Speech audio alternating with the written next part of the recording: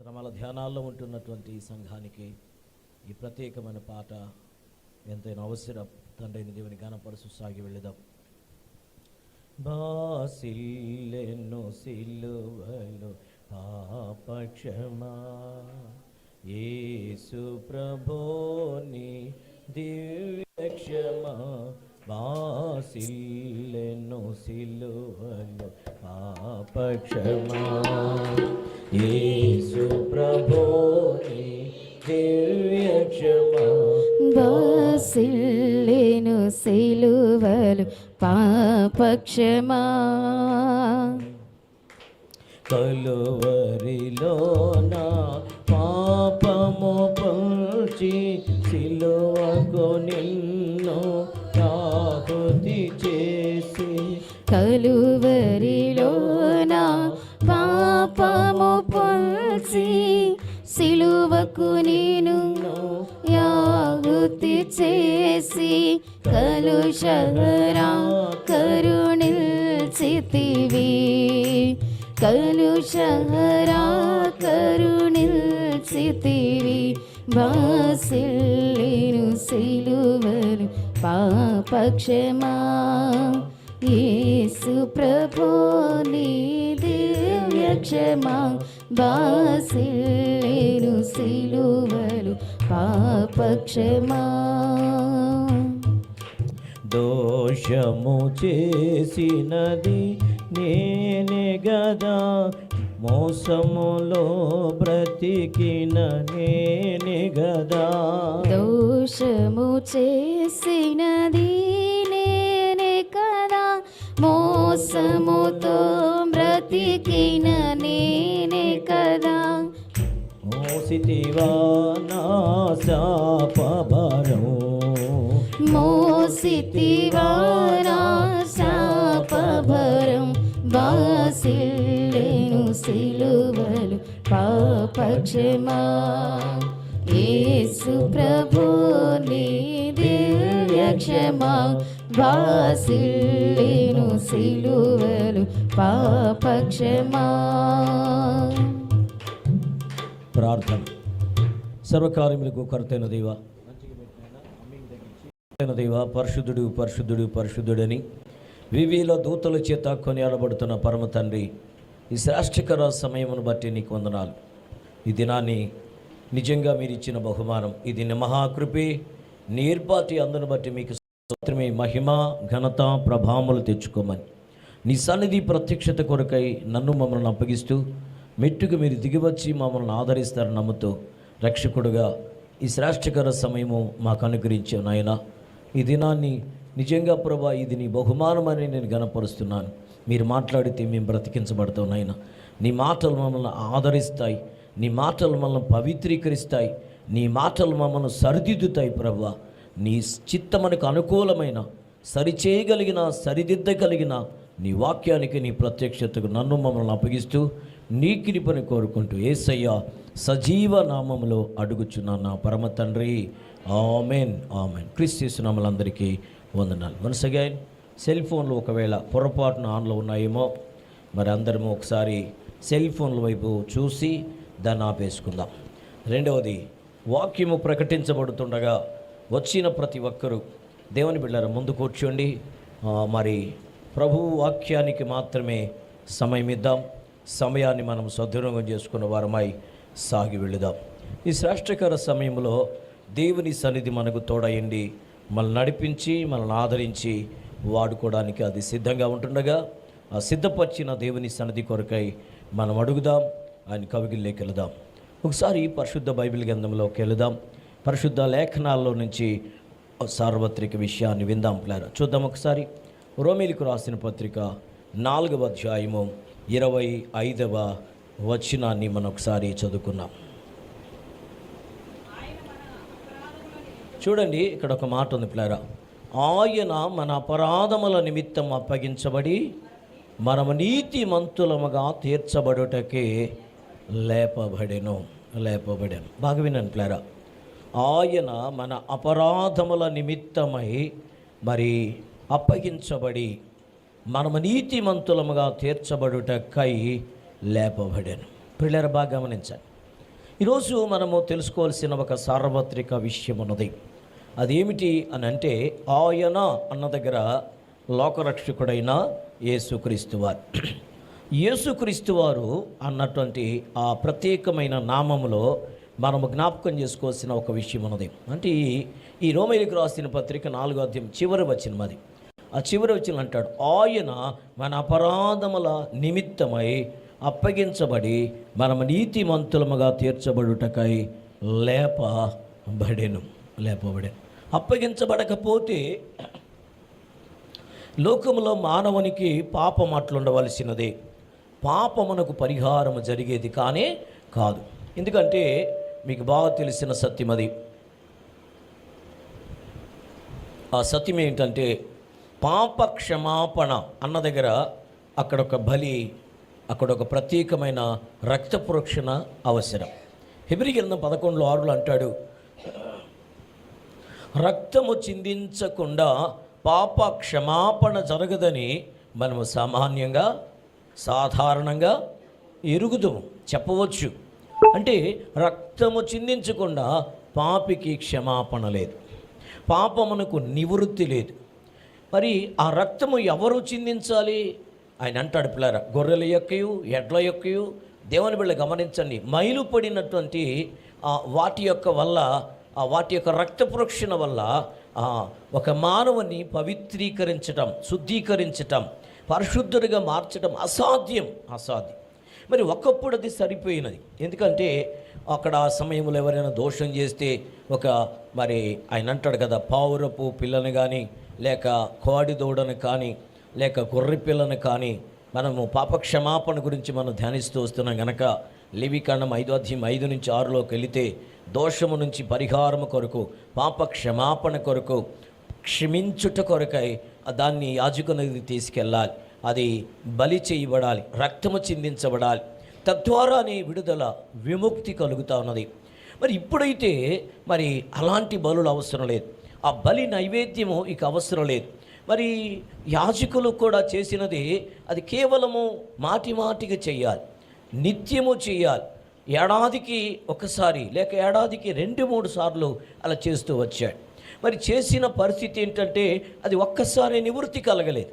కానీ యేసుక్రీస్తు వారు, లోకరక్షకుడైన యేసయ్య, సాక్షాత్తు పరాత్పరుడైన దేవుడి నరావతారిగా దిగివచ్చి ప్రజలందరి కొరకై మరి యాగమైపోవటం వల్ల లేక బలిగా తను తాను అప్పగించుకోవటం వల్ల, చూశారండి, ఆ బలి అర్పణ మానవ కోటికి ఆయన అంగీకరించిన వారికి విముక్తి. ఇది సర్వమానవాళి కొరకు ఆయన చేసిన త్యాగం. ఈ విషయాన్ని అనేక మంది గ్రహించలేకపోతున్నారు. గ్రహించి వచ్చిన అనుకున్న వారికి కూడా ఆ నిశ్చయత, కన్ఫర్మేషను దొరకట్లేదు పిల్లరా. అందుకని మన విషయాలు దిగులు, విచారము, కలవరము, భారము, వేదన పరిస్థితులు కొంచెము సందిగ్ధంగా, నిరాశగా, ముఖములో సంతోషం లేని పరిస్థితులు కనబడుతున్నాయి. ఈ పరిస్థితులంతా అనుకూలంగా లేకపోతే ఎలా కొట్టని సంతోషం అంటే ఖచ్చితంగా వస్తుంది.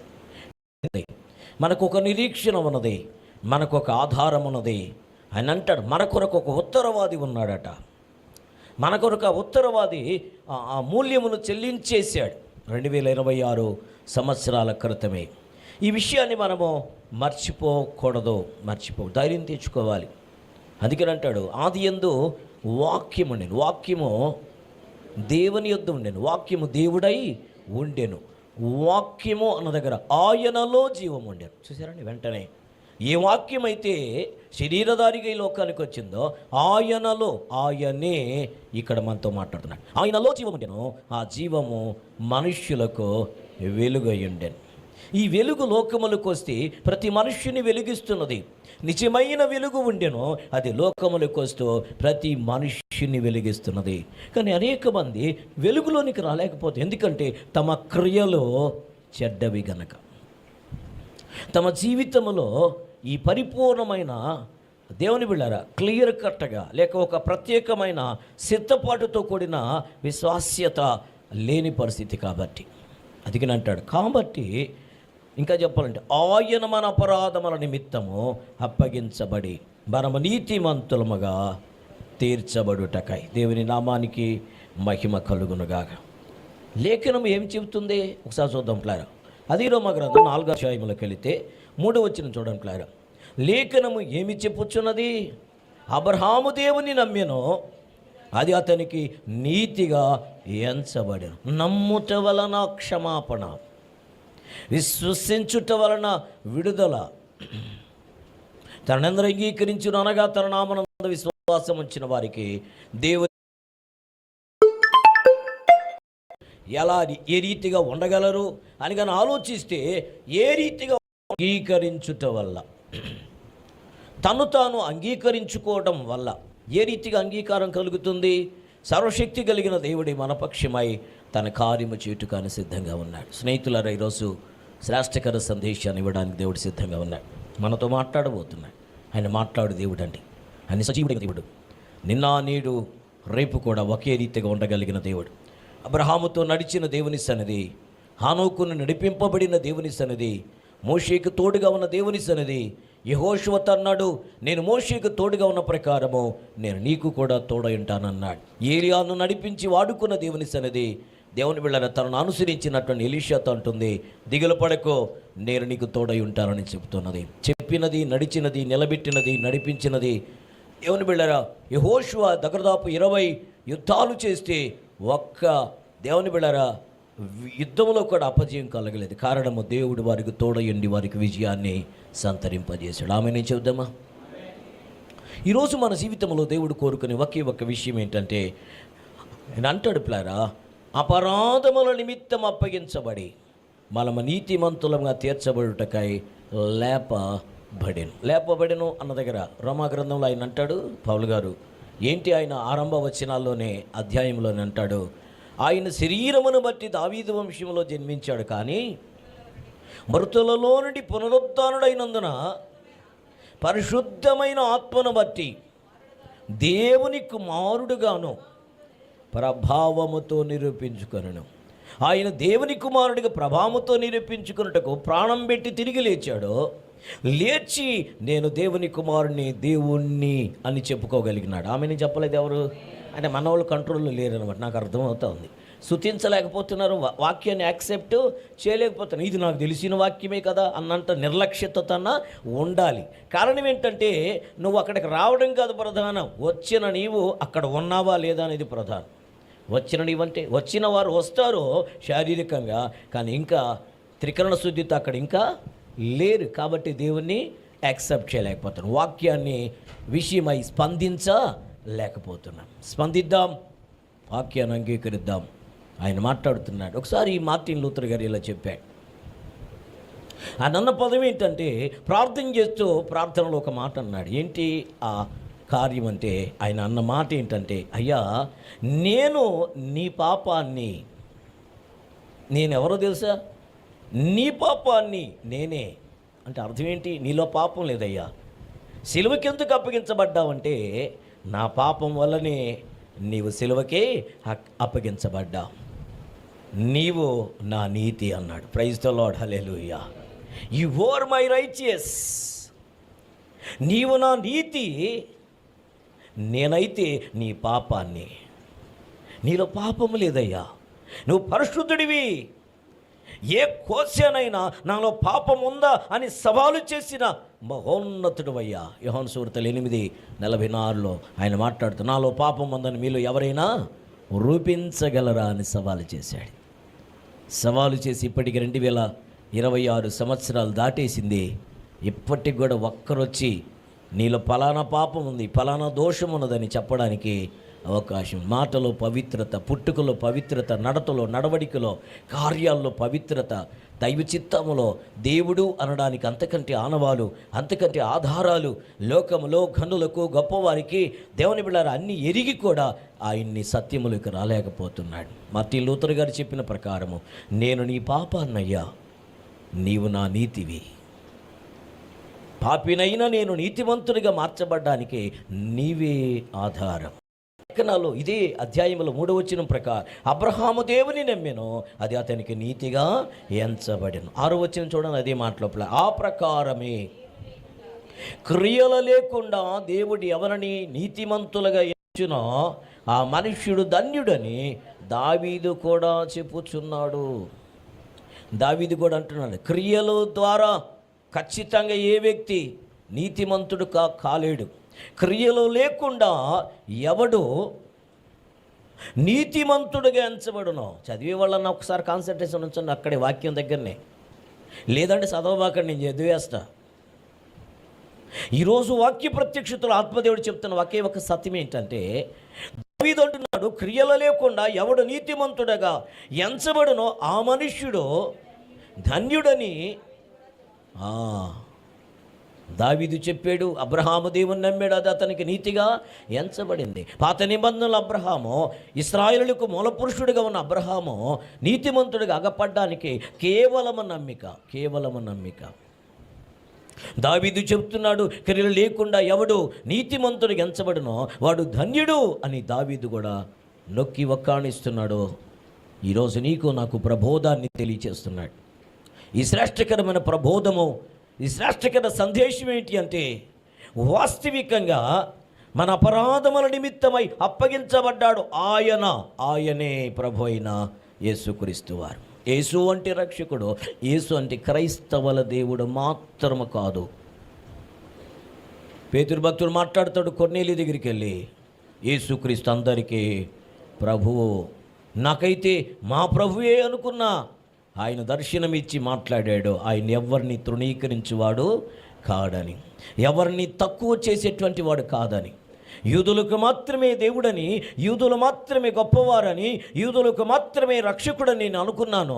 ఈ సత్యాన్ని ఆ ఎప్పేలో ఉన్నప్పుడు మధ్యాహ్నపు వేళ ఆకలిగొని ఆహారం తినాలనుకున్నప్పుడు ఇంకా ఆలస్యం అవుతూ ఉంటే నేను ప్రార్థన చేస్తుండగా దేవుడు చూపించిన దర్శనము ద్వారా ఆ చతుష్పాద జంతువులు, అనేకమైన పురుగులు అక్కడ కనబడుతూ చంపుకొని తినమన్నప్పుడు ఆ దుప్పట్లోంచి దిగి వచ్చినవి, అయ్యా నిషిద్ధమైనది, అపవిత్రమైనది ఎప్పుడు నేను నోటిలో పెట్టుకోలేదే అంటుంటే అది ముమ్మారు మాట్లాడినా కానీ నాకు బుద్ధి రాలేదు. తర్వాత దేవుడు నాకు బోధింపజేశాడు, ఎవ్వడు నిషేధించదగిన వాడు లేడు ఈ లోకంలో. ప్రతి మానవుల కొరకు యేసు రక్తము కార్చాడు. ప్రతి మానవుని దేవుడు ప్రేమిస్తున్నాడు. యోహాను 3:16 ప్రకారం దేవుడు లోకమును ఎంతో ప్రేమించున కాగా తన అద్వితీయ కుమారునికి పుట్టిన వారి యందు విశ్వాసముంచు ప్రతి వాడు నశించక నిత్య జీవన పొందినట్లుగా పాపిని నీతిమంతులుగా చేయుట కొరకై ఆయనను అప్పగించుకున్న పరాత్పరుడైన దేవుడు. ఆమె నేను చెబుదాం, స్తోత్రం చేద్దాం. దేవుని బిడ్డలారా, ఈరోజు నేను ఎందుకు ఈ మాట చెప్పడానికి ఇష్టపడుతున్నా అంటే, ఇంత ధైర్యంతో కూడిన, నిరీక్షణతో కూడిన మాటలు మన కళ్ళ ముందుతున్నాయి. దేవుని యొక్క వాక్య ప్రత్యక్షతలో పరిశుద్ధ దేవుడు మనతో మాట్లాడడానికి సిద్ధపడినటువంటి కొన్ని విషయాలు నీ కళ్ళ ముందు పెట్టాలని ఇష్టపడుతున్నా. చూడండి, రోమీయులకు రాసిన పత్రిక 5:12 ఈ రీతిగా దైవ వాక్యము బాగా గమనించంట్లారా, ఇట్లుండగా ఒక మనుష్యుని ద్వారా లోకములోనికి పాపమును,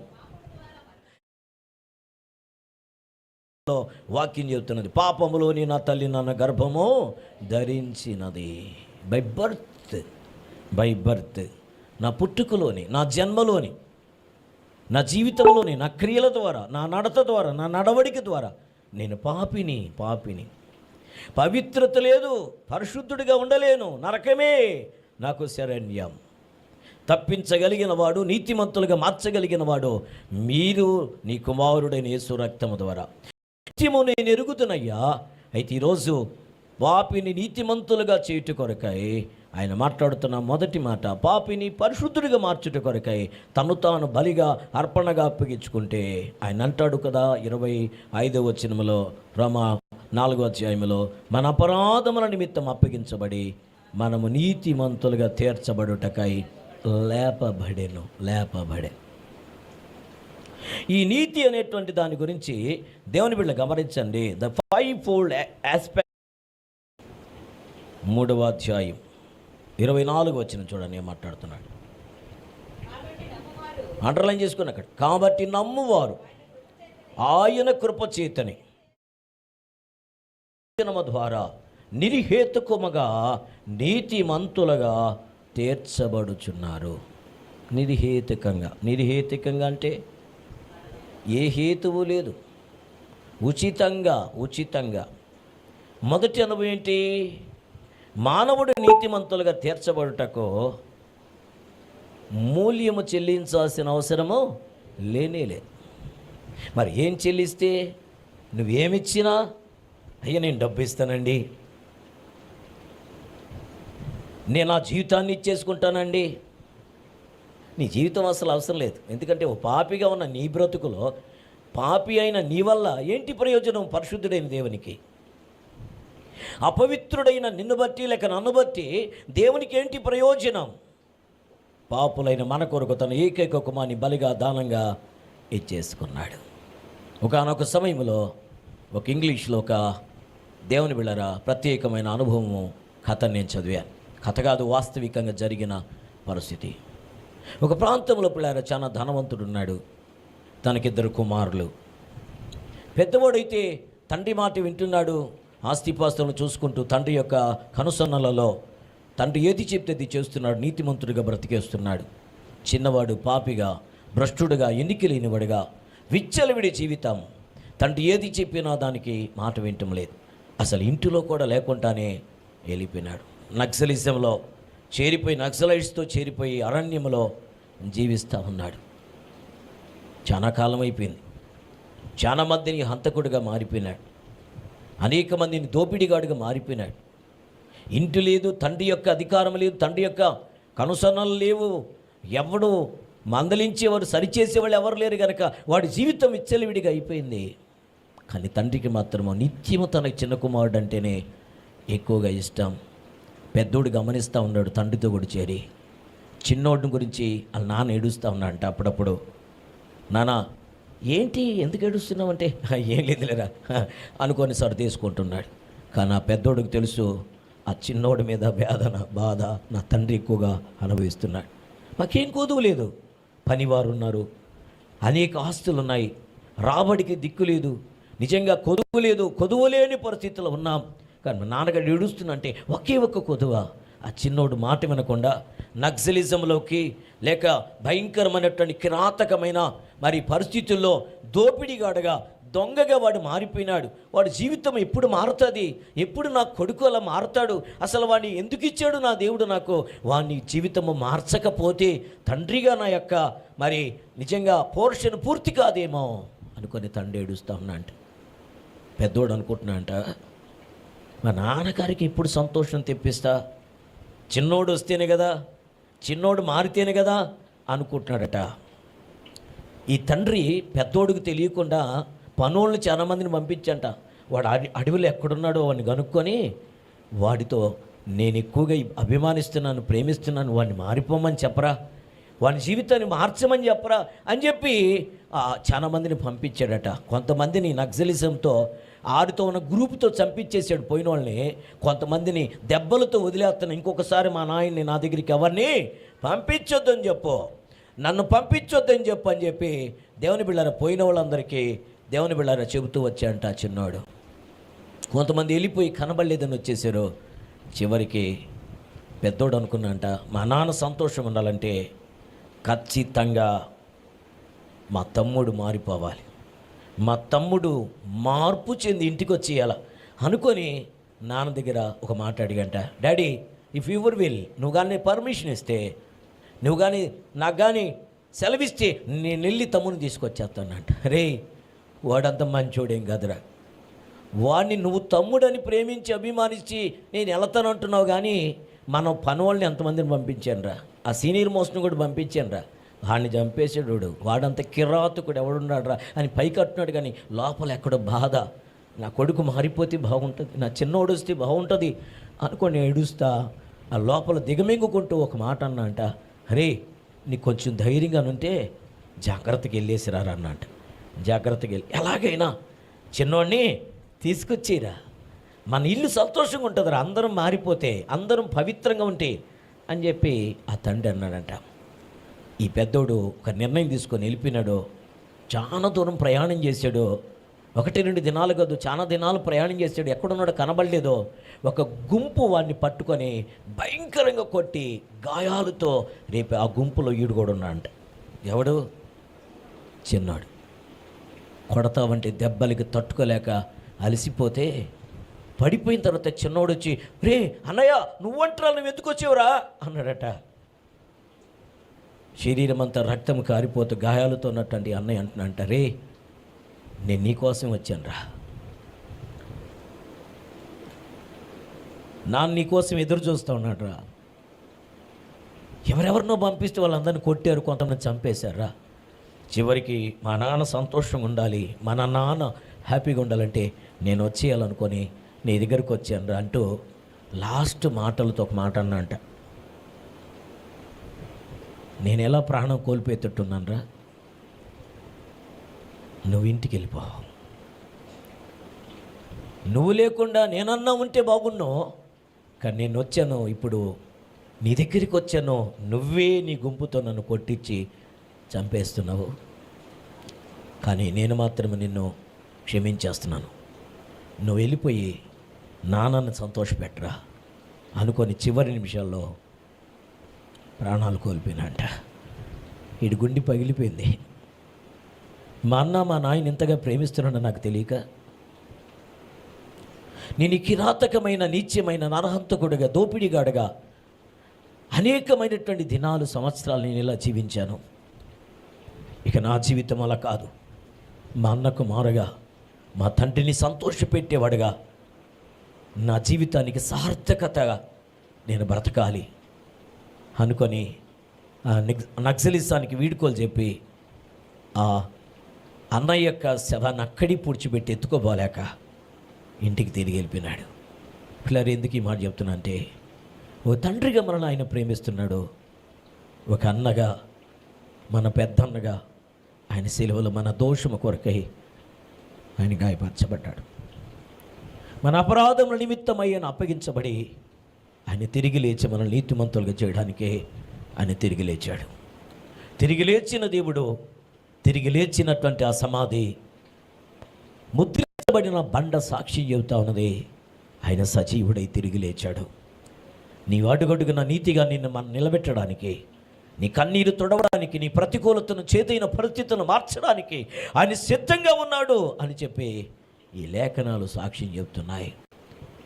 ఈ జస్టిఫికేషన్ లేక ఈ నీతి మొట్టమొదటిసారిగా నీ క్రియల వల్ల, నీ పరిస్థితులను బట్టి కాదు, నెంబర్ 1 ఆయన కృపచేతనే. ఎలా రక్షించబడుతున్నావు, ఎలా విమోచించబడుతున్నావు? రోమా 3:24 ప్రకారము క్రియలను బట్టి కాదు కానీ ఆయన కృపని బట్టి. హల్లెలూయా. కొరకే ఆయన ఇష్టపడి మనతో మాట్లాడి మనల్ని దర్శించిన శ్రేష్టకరమైన సందేశం. జస్టిఫికేషన్ ఈజ్ ఏ దేవుని బిడ్డ నెంబర్ 1 హిస్ గ్రేస్ ఓన్లీ. నీతి అనేది ఆయన కృపను బట్టి మనకు కలిగినది. ఆయన మాట్లాడుతున్న మొట్టమొదటి మాట 5-fold aspect of justification. Number 1 spring అంటే కేవలము ఆయన ద్వారా, ఆయన కృపను బట్టి మనం అనుభవించేటువంటి మొట్టమొదటి అనుభవం. రెండవ అనుభవాన్ని పరిచయం చేస్తున్నా, మీకు బాగా తెలుసు అది. రెండవ అనుభవము చూడండి, ఇది రోమాగ్రంథం 5వ అధ్యాయం 1వ వచనం చదువుకుందాం. ప్లాన్ ఏం మాట్లాడుతున్నా చూద్దామమ్మా. చూసారండి రెండవది, కాబట్టి విశ్వాస మూలమున మనము నీతిమంతులముగా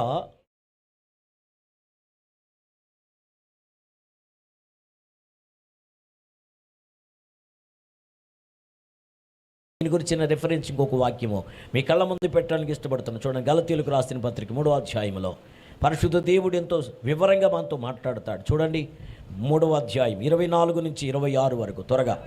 కాబట్టి మనము విశ్వాస సొత్తుగా, దేవుని ప్రజగా, దైవ జనమగా, పరలోక రాజ్యానికి, రారాజైన దేవుని యొక్క రాజ్యానికి యువరాజులుగా, యువరాణులుగా, సింహాసనమునకు అనుకూలముగా మార్చబడుతున్నాం. That is the faith. Number 1 grace, కృప ద్వారా. నెంబర్ 2 విశ్వాస్, that is the principle. Number 1 కృప, రెండవది విశ్వాస్. మూడో విషయాన్ని కళ్ళ ముందు పెట్టడానికి ఇష్టపడుతున్నా. చూడండి, రోమాగ్రంథం 5వ అధ్యాయం 9వ వచనంలో ఆయన మాట్లాడుతున్న మాట, కాబట్టి ఆయన మరి ఒక లెక్కని క్లియర్ చేయాలంటే దానికి సంబంధించిన ఫార్ములా నీకు తెలిసి ఉండాలి. ఇంగ్లీష్ వాళ్ళు బాగా తెలుగు చదువుకున్న, మ్యాథ్స్ చదువుకున్న, πr² అనేటువంటిది ఒకటి. దానికి కొన్ని అంకెలు ఉన్నాయి, దానికి కొంత ప్రత్యేకత ఉండాలి. πr² అనేది లేకుండా ఒక దాన్ని ప్రత్యేకంగా మనము దేవుని బిళ్ళరా ఒక సంబంధించిన లెక్కని ఖచ్చితంగా ఆన్సరు తెలీదు మార్కులు కూడా రావు. ముందుగా వాటిని తెలుసుకోవాలి, ఫార్ములాస్ నేర్చుకోవాలి. చూసారండి, ఈరోజు దేవుని యొక్క వాక్యంలో that is the principle. What about the principle about our Christianity, about our true Christianity? That is faith. So that only faith. దేవుని బిళ్ళారా, we also the blood of the Jesus Christ. Hallelujah. యేసు రక్తము మనకు ఆధారం అట. చూడండి ఒకసారి ఏం మాట్లాడుతున్నాడు 5:9. కాబట్టి ఆయన రక్తము వలన ఏంటంట, ఇప్పుడు నీ యేసు రక్తములో ఆయన సిలువ రక్తము కార్చబడిన రక్తము మీద మనకు విశ్వాసం లేకుండా, మనం యాక్సెప్ట్ చేయకుండా, యేసు రక్త ప్రోక్షణ కలగకుండా మనకు ఖచ్చితంగా మనం కోణములోకి రాలేం. That is the ground. That is గ్రంథం 4:5 చదవండి. ఏం మాట్లాడుతున్నాడు 5వ వచనంలో? అదేనా? 4:5 చూడండి, ఆయన మాట్లాడుతున్న మాట చూడండి ప్లాన్. పని చేయక భక్తిహీనుడి నీతిమంతులుగా తీర్చువాని యందు విశ్వాసముంచు వానికి వాని విశ్వాసము నీతిగా ఎంచబడుచున్నది. అంటే మనం నీతిమంతులుగా తీర్చబడినట్లు దేవుని యొక్క వాక్యం ఏంటి? దేవుని బిళ్ళారా, ఆ పై వచనములకి వెళ్ళని పిల్లారా, అబ్రహాము దేన్ని నమ్మాడట?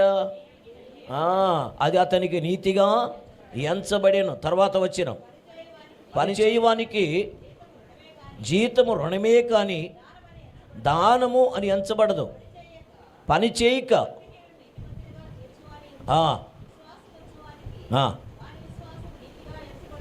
ఎలా ఎంచబడింది? తిరిగి లేచి ఆయన చెప్తున్నాడు, వాళ్ళు ఏం పని చేయాల్సిన అవసరం లేదు, నేను చేసేసి అంట. Praise the Lord. హల్లెలూయా.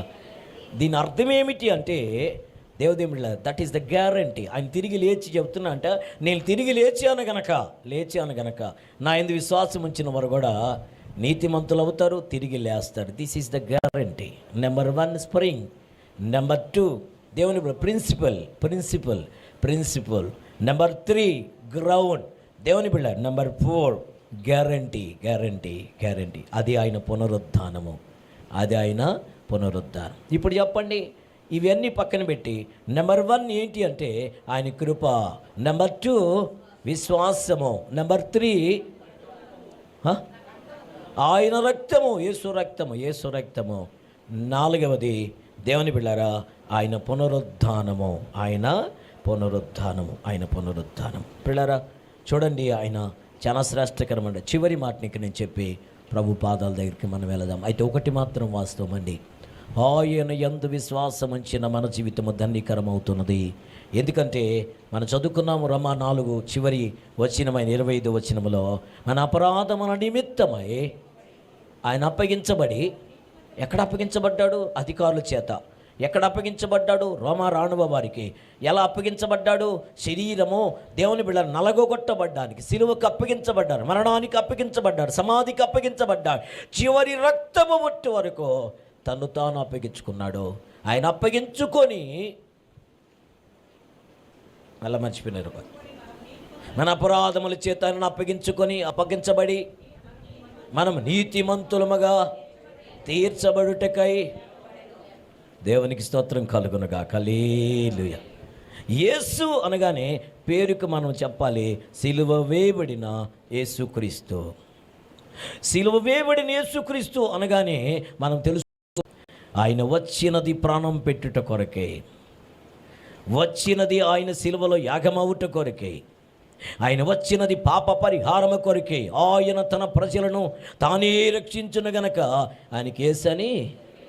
ఆయన మాటల వల్ల రక్షణలోకి రాల అనేక మంది. ఆయన అద్భుతాల కొరకు పరిగెత్తారు, అరులు చాచారు. ఎక్కడ ఉంటే అక్కడ గుంపులు, అరణ్యములో ఉంటే గుంపులు, సముద్ర తీరములో ఉంటే గుంపులుగా వచ్చారు. ఆయన ఒక ఇంటిలో ఉన్నా అంటే ఆ ఇల్లు కూడా దేవుని బిడ్డ నిండిపోయిందట. వాకిటైనను స్థలము లేక ఆ పక్షివాయువు కలిగిన వారిని తీసుకొచ్చి ఎలా తీసుకెళ్లాలో అర్థం కాక పైకప్పులు ఇప్పి కిందకి తీర్చారు. ఈ గుంపంతా రక్షించబడ్డారా? లేనే లేదు. ఎవరు రక్షించబడ్డారంటే కృప కొరకే ఎదురు చూసిన వారు, విశ్వాసము కొరకే ఎదురు చూసిన వారు, విశ్వాసము కలిగిన వారు, యేసు రక్తములో కడగబట్టు కొరకు సిద్ధపడినటువంటి వారు, ఆయన పునరుద్ధానం యాక్సెప్ట్ చేసినటువంటి వారు అంత మాత్రమే కాదు ప్లాన్. చివరిలో మాట్లాడుతున్న మాట చూడండి ప్లాన్. యాకోబు గ్రంథం లేక యాకోబు పత్రిక 2వ అధ్యాయం 21 నుంచి 26 వరకు ఒకసారి చదువుకుందాం ప్లాన్. చూద్దాం మాట త్వరగా.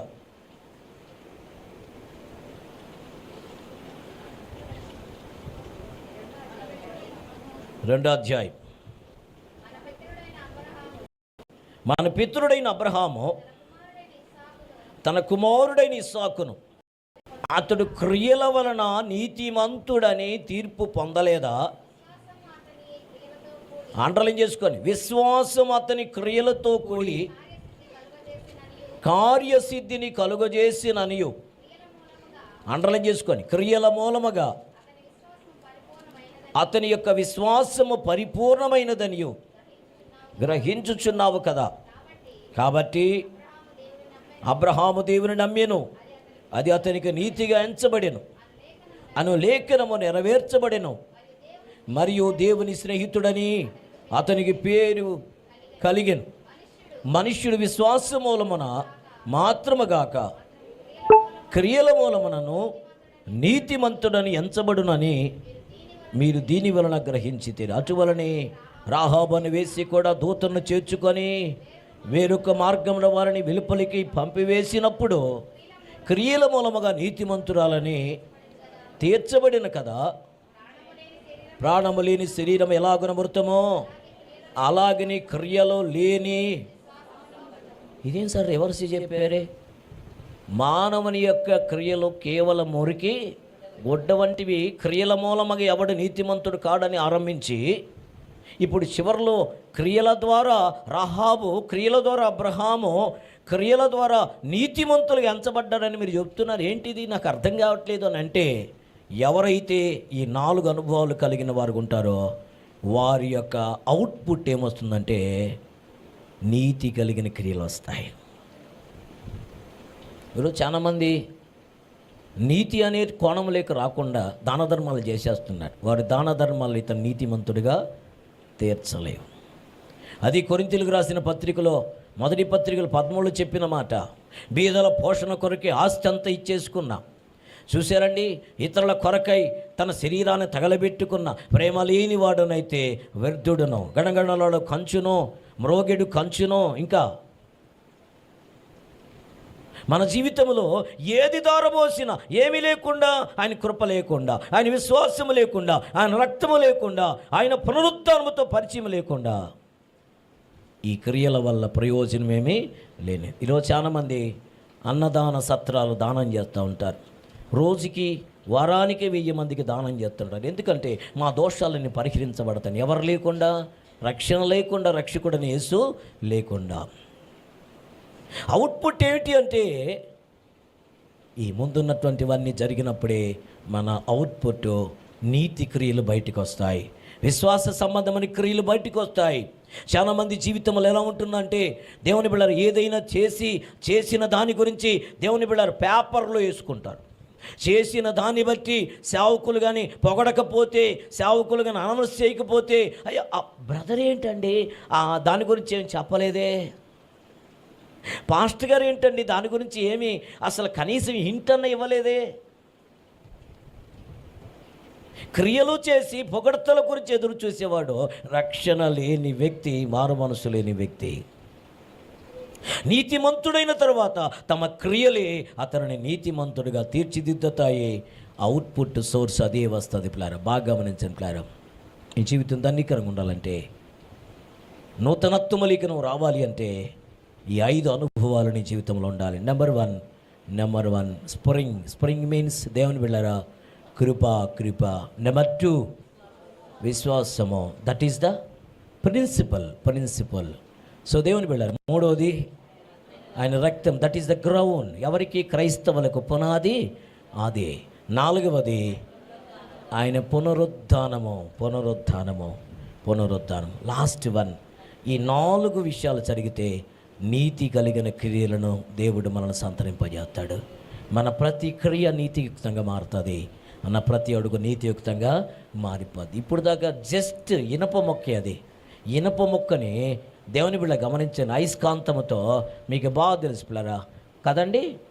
Clock wise anti clock wise మీకు బాగా తెలుసు. ఎలా రుద్దితే ఈ చచ్చు దద్దమగా ఉన్నటువంటి ఇనప మొక్క దేవుని బిళ్ళరా ఏం చేస్తుందంటే అయస్కాంత శక్తితో నింపబడుతుంది, మీకు బాగా తెలుసు.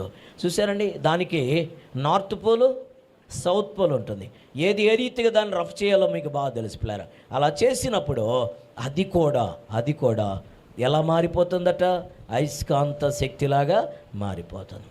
పాపి అయిన మనలను రోమా 4:25 ప్రకారము మన నిమిత్తం ఆయన మన అపరాధముల నిమిత్తమై అప్పగించబడి మనము నీతిమంతులుగా తీర్చబడుట కొరకై లేపబడెను. ఒక్క వచనమన్న నోటిలో లేకపోతే, పూర్తిగా చెప్పలేకపోతే, ప్రతిదానికి పుస్తకం తీసుకుంటా ఉంటే ఏ విశ్వాస యోధులు అర్థం కావట్లేదు కదా. ఒక్క వచనం అన్న, ఒకే ఒక్క వచనం, మన అపరాధం నిమిత్తం అప్పగించబడి మనము నీతి, మళ్ళీ మధ్యలో ఆయన కలిపింది. ఫస్ట్ కాదు, లాస్ట్లో కలుపుతా ఉన్నారు. అట్లా కలపకూడదు. ఆయన అయిపోయింది. ఆయన మన అపరాధం నిమిత్తమై అప్పగించబడి ఎక్కడ, సిలువకు, మరణానికి, సమాధికి, బండకి, రానువ వారికి, కొట్టబడే వారికి, చీల్చబడేటువంటి వారికి, ఆ భయంకరణ దేవుని బిళ్ళరా చేదు చిరకకు అప్పగించబడి కిరీటబడుట కొరకై ఆయన తిరిగి లేచి ఉన్నాడు. కొద్ది దినములో మనం లేచినాడు అని పాడబోతున్నాం. కొద్ది దినములు ఎందుకని ఆల్రెడీ లేచేసాడు. 2026 సంవత్సరాల క్రితమే చనిపోయి సమాధి ఎప్పుడు తిరిగి లేచి ఉన్నాడు. ఈజ్ నాట్ ఇన్ టు ఆయన సమాధులో లేడు, ఆయన తిరిగి లేచి ఉన్నాడు. లేచిన దేవుని గణపరచున్నట్లుగా మనము నీతిమంతులమై ఎక్సెప్టేషన్ బట్టి దేవుని బిళ్ళను గమనించండి. Accept the 5-fold by justification, లేక త్రూ, లేక టు జస్టిఫికేషన్. ఈరోజు నీతిమంతులకు ఉండవలసిన 5 అనుభవాలని దేవుడు మనతో మాట్లాడి నడిపిస్తూ ఉన్నాడు. మన జీవితం ధన్యకరంగా ఉండాలంటే, దీవెనకరంగా ఉండాలంటే ఈరోజు నేను మరలా చెబుతున్నాను. ఎలా అని అంటే, మన నిమిత్తమే ఆయన దేవుని అప్పగించబడ్డాడు. అందుకనే మార్టిన్ లూథర్ గారిని మీ కళ్ళ ముందుకు తీసుకొచ్చాను. ఎదురుగా ఉన్నటువంటి యేసుతో ఒక మాట అన్నంట, నేను నీ పాపాన్నయ్యా, నాలో మంచిది లేనే లేదయ్యా, నీవే నా నీతి, నీవే లేకపోతే నాకు నీతి వచ్చేది కానీ, నువ్వు అప్పగించబడకపోతే నాకు నీతి లేదు ప్రభువా. ఈ మార్టిన్ లూథర్ గారు ఇంకా చెబుతున్నాడు. లూథరన్ సంఘాల గురించి ఆయన మాట్లాడుతూ, ఎందుకు ఈ పేరు నా పేరు పెట్టుకున్నా, నా పేరు కూడా కాదు, అది నా ఇంటి పేరు. అది లూథర్ అనేది వారి ఇంటి పేరు, మార్టిన్ అనేది అసలు ఆయన పేరు. నేను లూథర్గా మీ కొరకు ప్రాణం పెట్టానా, క్రీస్తు కదా, కానీ లూథరన్ సంఘానికి ఆయనే లూథర్ గారు ఇచ్చిన అన్నాడు. లూథర్ గారిది కాదంట, ఈ సంఘము క్రీస్తుది అని చెప్పాడు. క్రీస్తు సంఘములో చేర్చబడిన మనము ధన్యులమే, మనం ఆశీర్వాదకరంగా మారిపోతున్నాం. క్రీస్తునందు ఆరాధిస్తున్న ఆరాధికులరా, మనకు ఒక పునాది ఉన్నది, మనకు ఒక ప్రిన్సిపల్, మనకు ఆధారం ఉన్నది. మన విషయంలో మనకు ఒక ప్రత్యేకమైన సిద్ధపాటు ఉన్నది. మన కొరకు ఆ యేసు ఆయన ప్రాణం పెట్టి ఆయన సమాధి చేయబడి తిరిగి లేచిన అనుభవం ఉన్నది.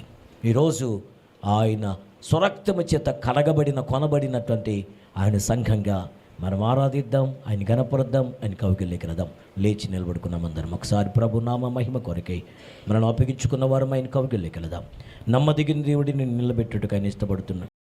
స్తుతి గణ మహిమంతయు మన యేసు దూతలారా స్తుతించుడి, దూత సైన్యమ స్తుతించుడి, దూతలారా సూర్య చంద్రులారా స్తుతించుడి, నక్షత్రములారా స్తుతించుడి, సూర్య చంద్రులారా స్తుతించుడి, నక్షత్రములారా స్తుతించుడి. స్తుతి గణ మహిమంతయు మన యేసుకి చెల్లించెదము, స్తుతి గణ మహిమంతయు మన యేసుకి చెల్లించెదము, స్తుతి ఘన మహిమంతయు యేసుకి చెల్లించెదము స్తుతి ఘన మహిమంతయు ఘన యేసుకి చెల్లించెదము పరమాకాశమ స్తుతించుడి ఆకాశ మండలమ స్తుతించుడి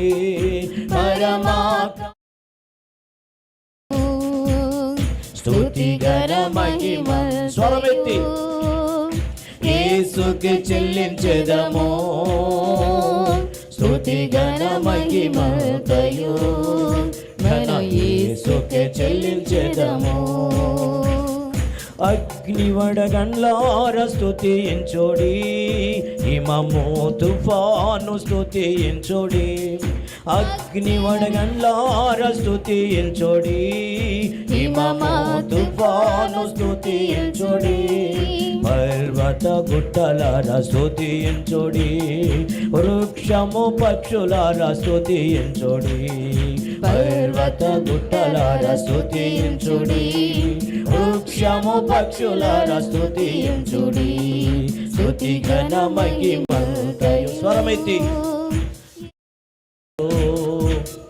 యేసుకి చెల్లించెదము స్తుతి ఘన మహిమంతయు ఘన యేసుకి చెల్లించెదము యవనులు కన్యలు స్తుతించుడి పిన్నలు పెద్దలు స్తుతించుడి యవనులు కన్యలు స్తుతించుడి స్వరమెత్తి పిన్నలు పెద్దలు స్తుతించుడి వృద్ధులు స్తుతి ఘన మహిమంతయు మన యేసుకి చెల్లించెదము స్తుతి ఘన మహిమంతయు మన యేసుకి చెల్లించెదము స్తుతి ఘన మహిమంతయు చెల్లించెదము మన యేసుకి చెల్లించెదము ఘన యేసుకి చెల్లించెదము ఘన యేసుకి అపరాధముల నిమిత్తమై అప్పగించబడి మనము నీతిమంతులుగా తీర్చబడుట కొరకై ఆయన లేపబడ్డాడు.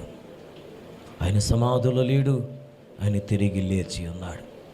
సర్వకార్యముల కర్తైన దేవుని ఘనపరుస్తూ ఈ ప్రత్యేకమైన భరోసాతో, ప్రత్యేకంగా దేవుడు మనకిచ్చిన ధైర్యముతో సాగి వెళ్ళుదాము, సిద్ధపడదాము.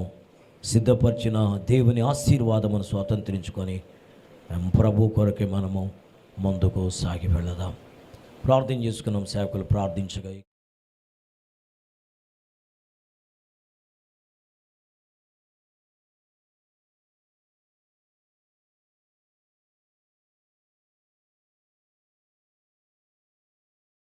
స్తోత్రాలు చెల్లిస్తున్నాము నాయన. ఇదిగో తండ్రి, ఇంతవరకు నాయన తండ్రి నీ దాసుని ద్వారా మాతో మాట్లాడిన దేవా నీకు వందనాలు చెల్లిస్తున్నాం.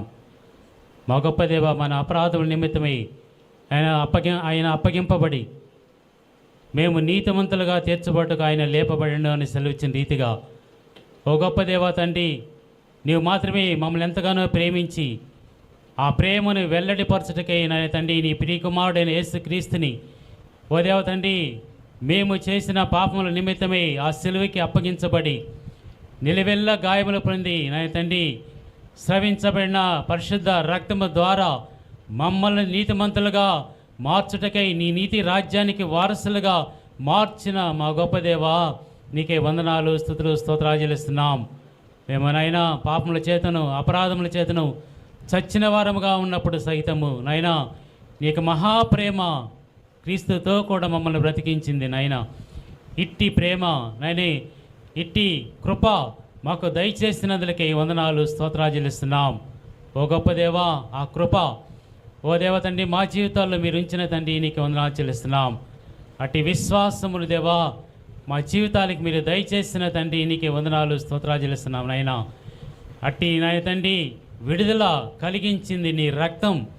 అట్టి రక్తమును బట్టి తండ్రి నీకే వందనాలు, స్తోత్రాలు చెల్లిస్తున్నాం నాయన. నీవు మాత్రమే మహోన్నతుడమైన మా గొప్ప దేవుడుగా ఓ గొప్ప తండ్రి తిరిగి నాయ తండ్రి లేపబడిన అనుభవంలో తండ్రి మీరు ఉంచిన తండ్రి నీకే వందనాలు, స్తోత్రాలు చెల్లిస్తున్నాం. తండ్రి నీవు మాత్రమే సర్వశక్తి కలిగిన దేవుడుగా, సర్వోన్నతమైన దేవుడుగా తండ్రి, సమస్తములకు ఆధారము, ఆది సంభూతుడమైన దేవుడుగా మా జీవితాల్లో మీరు చూపించిన ఇట్టి కృపను బట్టి వందనాలు, స్తోత్రాలు చెల్లిస్తున్నాం నాయన. ఈ తండ్రి ఇట్టి విశ్వాసమును తండ్రి కొనసాగించచ్చు జీవించాలని తండ్రి మీ ఉద్దేశమై ఉండుగా అట్టి జీవితాన్ని మాకు దయచేయండి. అబ్రహాము నాయ తండ్రి దేవుని నమ్మెను, అతనికి నీతిగా ఎంచబడినని సెలవిచ్చిన రీతిగా ఆ నీతిని మా జీవితాల్లో నాయ తండ్రి ఉదయింపచేయమని అడుగుతున్నాం. అట్టి నీతికి వారసులుగా నాయ తండ్రి మా జీవితాన్ని నిలబెట్టి నడిపించి ఆశీర్వదించి ఈ నామానికి మహిమ ఘనత ప్రభావాలు కలిగించుకోమని యేసు నామములో వేడుకుని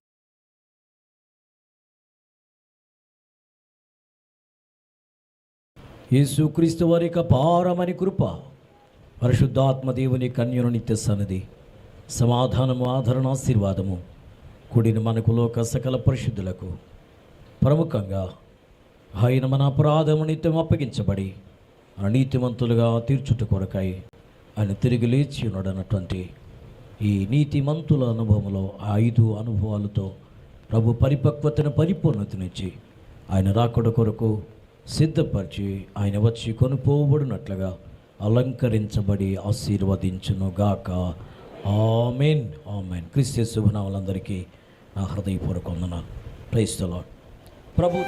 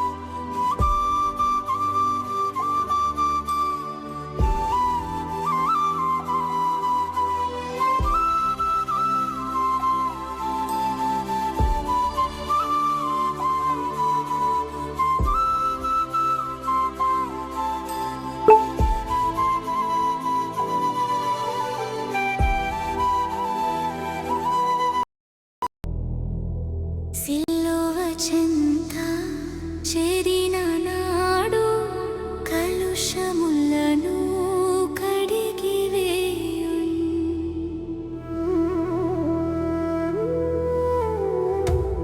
సిలువ చెంత చేరిన నాడు కలుషములను కడిగివేయున్.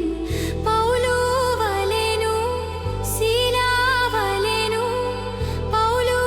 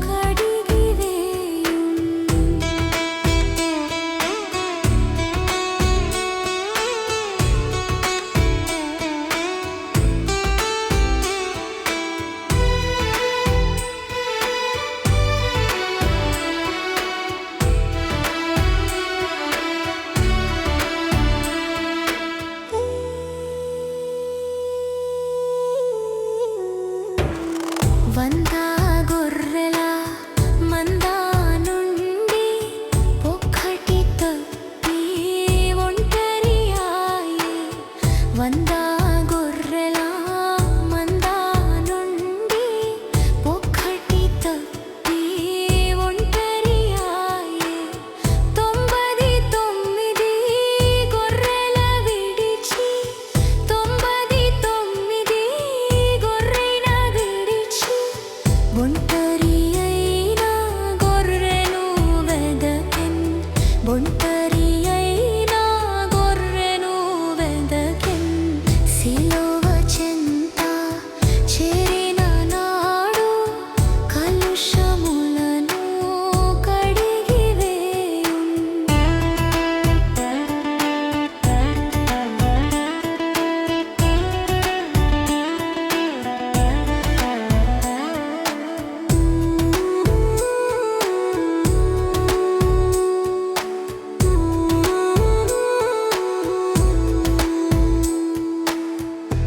తప్పిపోయిన కుమారుండు తండ్రిని విడచి తరలిపోయే.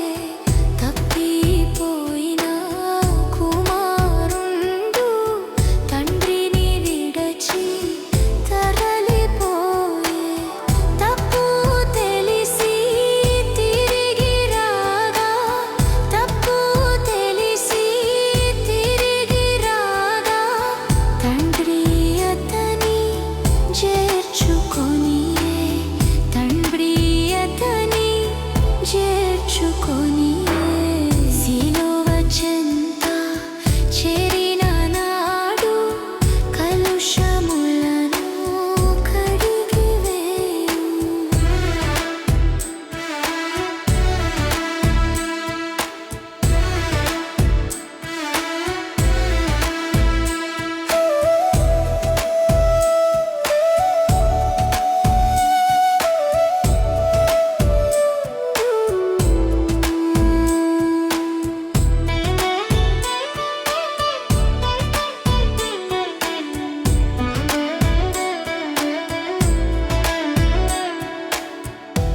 పాపిరావా పాపము విడచి పరిశుద్ధుల విందుల చేరా.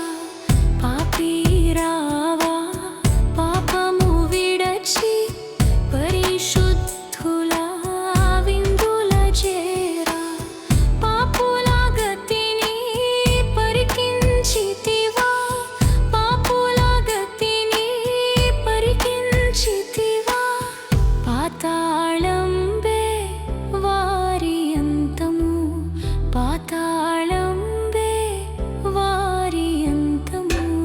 సిలువ చెంత చేరిన నాడు కలుషములను కడిగివేయున్.